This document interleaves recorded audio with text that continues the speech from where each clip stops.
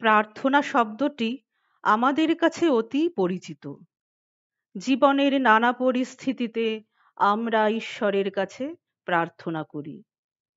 পরীক্ষা দিতে যাবার আগে ভগবানকে বলি, আজকের প্রশ্নপত্র যেন সহজ হয়, পরীক্ষায় যেন খুব ভালো রেজাল্ট করতে পারি, অথবা আমার চাকরিটা যেন হয়ে যায়, ঠাকুর তুমি দেখো। অসুস্থ মানুষ ঈশ্বরের কাছে প্রার্থনা জানায় রোগ মুক্তির জন্য। কঠিন সমস্যায় পড়লে মানুষ ঈশ্বরের শরণাপন্ন হয় এবং প্রার্থনা জানায়, দ্রুত বিপদ যেন কেটে যায়, হে ঈশ্বর তুমি সাহায্য করো। কিন্তু প্রার্থনায় সত্যিই কি কোনো কাজ হয়? আজকের ভিডিওর বিষয়, ঈশ্বরের কাছে প্রার্থনা কিভাবে জানাবো, প্রার্থনায় কোন রহস্য লুকিয়ে আছে, প্রার্থনার উপকারিতাই বা কি, কারা প্রার্থনায় উত্তর পান। এই বিষয়ে জানতে সম্পূর্ণ ভিডিওটি শেষ পর্যন্ত দেখুন মনোযোগ সহকারে।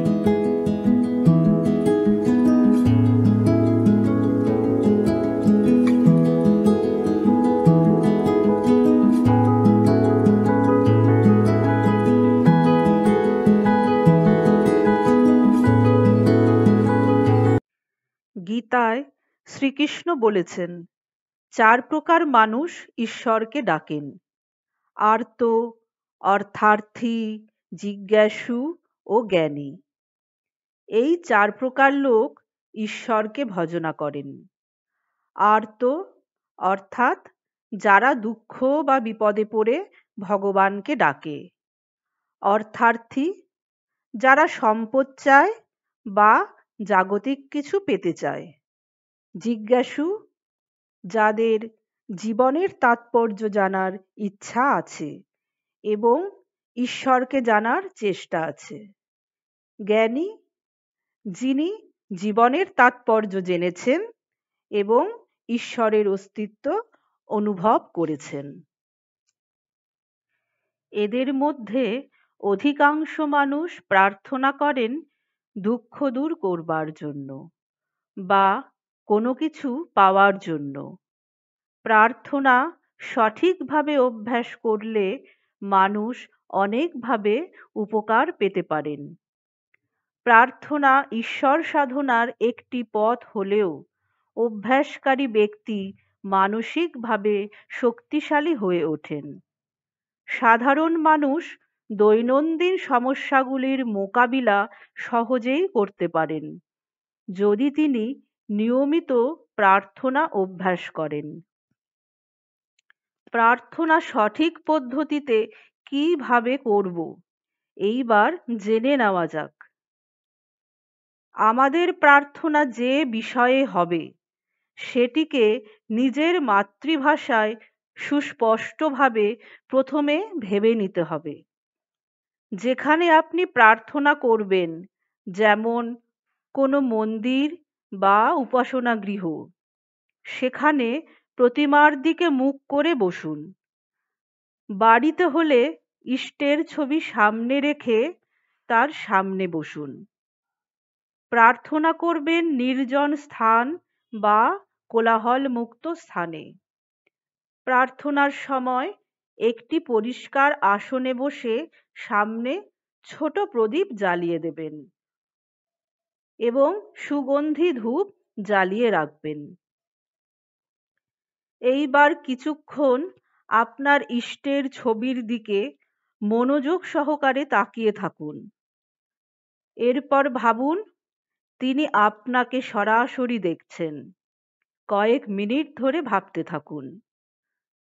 আপনি বসে আছেন ও আপনার ইষ্ট আপনাকে দেখছেন। এইভাবে কিছুক্ষণ ভাবতে হবে। এইভাবে কিছুক্ষণ থাকার পর প্রার্থনা শুরু করুন। প্রার্থনা করতে হবে মনের আবেগ দিয়ে। ঈশ্বরকে জীবন্ত কল্পনা করে ব্যাকুলতার সাথে জানান আপনি কি চাইছেন। মাতৃভাষায় প্রার্থনা করলে আবেগ ও তীব্রতা বেশি হয়। সহজ ভাষায় মন খুলে প্রার্থনা করুন। আবেগ যত বেশি হবে, তীব্রতাও তত বাড়বে। নিজের মনকে প্রার্থনার বিষয়ে একত্রীভূত করুন। আবেগ ও অনুভূতি সহ প্রার্থনা করুন। আপনার অজান্তেই এইভাবে নিজের মনের শক্তি প্রবাহ চালিত করছেন আপনি ঈশ্বরের দিকে। প্রার্থনার শেষে কল্পনা করুন, ঈশ্বর আপনার সমস্ত প্রার্থনা শুনেছেন এবং আপনার প্রার্থনা তিনি অ্যাকসেপ্ট করেছেন। এই পদ্ধতিতে নিয়মিত প্রার্থনা চালিয়ে যেতে হবে, বিশ্বাসের সাথে যে ঈশ্বর নিশ্চয়ই আপনার প্রার্থনা শুনেছেন। প্রার্থনার সফলতা নির্ভর করে সাধকের ঐকান্তিকতা ও সঠিক পদ্ধতি মেনে প্রচেষ্টার উপর। প্রার্থনার উত্তর সঠিক সময়ে মানুষ পাবেন। এতক্ষণ আপনি জানলেন প্রার্থনা কিভাবে করবেন। এবার আলোচনা করা হবে প্রার্থনার উপকারিতা কি। জেনে নেওয়া যাক। প্রার্থনায় অভ্যাসকারী ব্যক্তির মনের শক্তি বৃদ্ধি পায়। ক্রমে ঈশ্বরের আশীর্বাদ পাওয়া যায়। অনেক সময় মানুষ তার আকাঙ্ক্ষিত বিষয় লাভ করেন বা বিপদ মুক্ত হন। কারোর মনে প্রশ্ন জাগতে পারে, যিনি ঈশ্বরের অস্তিত্বে বিশ্বাস রাখেন না, তিনি কি প্রার্থনার উত্তর পেতে পারেন? তিনি কি প্রার্থনা করবেন না? হ্যাঁ, নিশ্চয়ই করবেন। ব্রহ্মাণ্ডের সর্বব্যাপী শক্তিকে তিনি যদি বিশ্বাস করেন, সেই শক্তির কাছেই তিনি প্রার্থনা জানাবেন।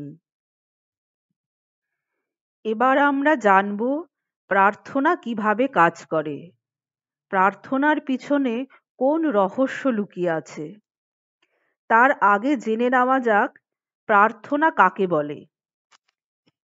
স্বামী সোমেশ্বরানন্দ মহারাজের উপাসনা ও প্রার্থনার শক্তি বইটিতে বলা হয়েছে, তীব্র চিন্তার মাধ্যমে বিশ্বমনের সাথে যুক্ত হবার পদ্ধতিকে প্রার্থনা বলা হয়।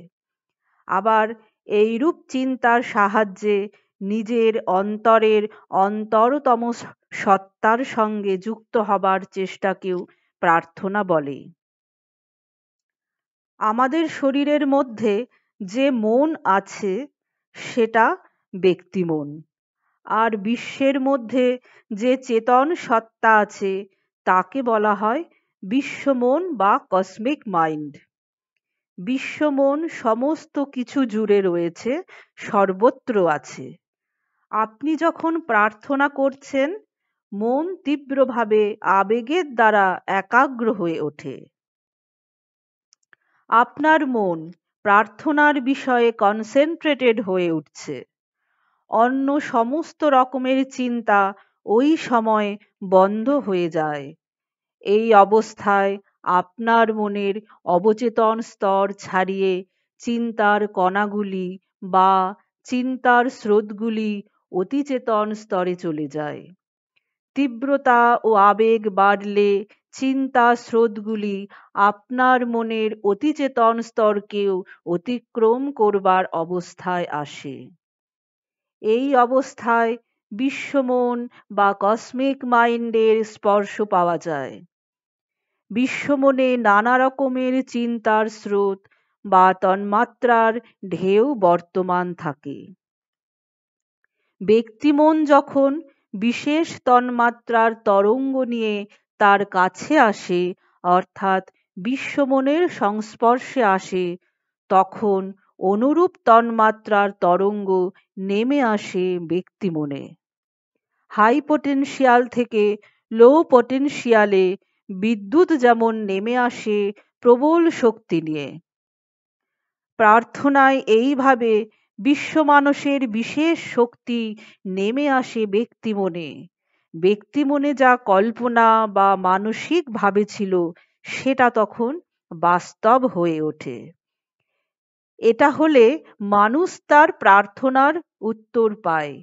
অনেক ক্ষেত্রে দিব্য আত্মা বা সিদ্ধ পুরুষ সূক্ষ্ম জগৎ থেকে সাধকের ইচ্ছে পূরণ করেন।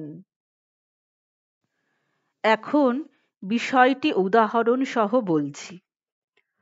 আপনি কিছুক্ষণ এক মনে বলতে থাকুন, আনন্দ, আনন্দ, আনন্দ। এইভাবে বলতে থাকুন কিছুক্ষণ। অন্য কোনো কথা এই সময় মনে আসতে দেবেন না। কিছুক্ষণ পরে অনুভব করতে পারবেন আপনার মন সত্যিই আনন্দিত হয়ে উঠেছে। আরও একটি উদাহরণ দেওয়া যাক। কোনো একটি বিষয় নিয়ে গভীরভাবে চিন্তা করতে করতে আপনি লাইব্রেরিতে গিয়েছেন। এখন বিশেষ একটি বই আপনার হাতে আসবে, যেখানে আপনার ওই বিষয়টি নিয়ে আলোচনা রয়েছে, যেটা সম্বন্ধে আপনি কিছুক্ষণ ধরে চিন্তা করছিলেন। কিংবা দূরে থাকে এরকম কারোর কথা আপনি চিন্তা করতে থাকুন এক মনে, তীব্রতার সঙ্গে। দেখবেন যে কোনো না কোনো ভাবে তার সাথে যোগাযোগ আপনার হয়ে গেছে।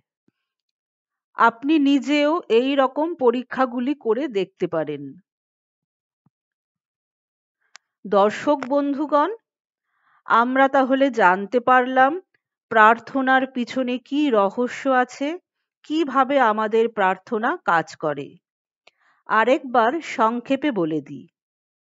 ব্যক্তি মনকে তীব্রভাবে কোনো বিশেষ তরঙ্গে সজীব করে এগিয়ে দিলে বিশ্ব মানুষের সাথে তার যোগাযোগ হয়ে যায়। বিশ্ব মানুষ থেকে মানুষ তার উত্তর পান। যারা দীর্ঘকাল ধরে প্রার্থনার অভ্যেস করছেন, তারা অতি দ্রুত প্রার্থনার উত্তর পেয়ে যান।